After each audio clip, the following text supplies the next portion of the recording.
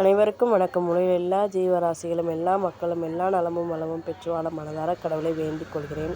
மேலும் குழந்தை வரம் வேண்டி நிற்கும் சகோதரர்கள் அனைவருக்கும் குழந்தை வரம் கிடைக்கவும், எந்த ஒரு பிரச்சனை வந்தாலும் எதிர்த்து நிற்கக்கூடிய மனப்பக்குவத்தை கொடுக்குமாறு கடவுளை வேண்டிக் கொள்கிறேன். வாங்க பார்க்கலாம், வீடியோக்குள்ளே போகலாம். தூபம், அதாவது சாம்பிராணி போடுறோம். வெள்ளை எழுந்திரிச்சு வெள்ளிக்கிழமை இந்த நாளில் போடுவோம். நல்ல விசேஷ நாளில் இந்த மாதிரி சாம்பிராணி போடுறது எவ்வளோ நல்லது அப்படின்றத நான் தெரிஞ்சுக்கிட்டதை உங்க கூட ஷேர் பண்ணிக்கிறேன்.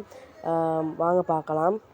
பொதுவாக வீட்டில் நறுமணத்துக்காக காலைல சாமி கும்பிடும்போது வாசனையாக இருக்கணும், வீடு பக்திமயமாக இருக்குன்றக்காண்டி நம்ம போடுவோம்.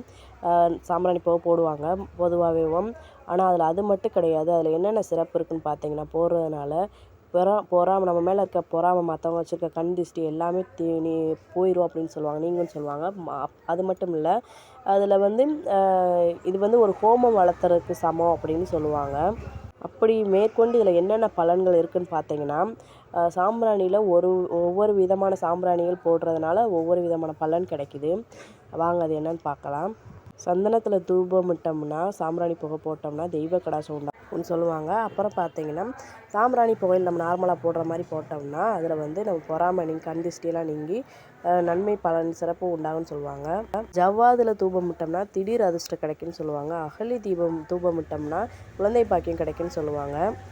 துகிலில் தூபமிட்டோம்னா குழந்தை பாக்கியம் கிடைச்சி அது நல்லா நீண்ட ஆயுளோடையும் நல்ல ஒரு வளர்ச்சியும் கிடைக்கும்னு சொல்லுவாங்க. துளசியில் தூபமிட்டாங்கன்னா காரியத்தடை திருமண தடை நீங்குன்னு சொல்லுவாங்க. தூதுவளையில் தூபமிட்டாங்கன்னா எப்பயுமே வீட்டில் தெய்வ கடாட்சம் அருள் புரிஞ்சுக்கிட்டே இருக்குன்னு சொல்லுவாங்க. வலம்புரிக்காயில் தூபமிட்டோம்னா 12 வகையான பூத கணங்களும் நீங்கும் அப்படின்னு சொல்லுவாங்க. வெண்கடுகு பகைமையை நீக்கும், எதிரிகளை நீக்கும்னு சொல்லுவாங்க. வெங்கிலியம் தூபம் துஷ்ட சக்திகள்லேருந்து நம்மளை பாதுகாக்கும்னு சொல்லுவாங்க. வெட்டிவேர் தூபம் சகல காரியங்களும் சித்தியாகும்னு சொல்லுவாங்க. வேப்பமட்டை தூள் வேப்பிலை தூள் தூபம் சகலவித நோய்களுக்கும் நம்மளை காத்தரணும் அப்படின்னு சொல்லுவாங்க. மருதாணி இலையோட தூபம் லட்சுமி கடாட்சத்தை உண்டாக்குன்னு சொல்லுவாங்க.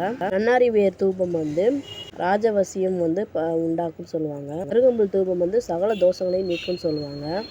இப்படி ஏகப்பட்ட தூபங்கள் இருக்குது. நானும் இப்போ தான் கேள்விப்படுறேன்.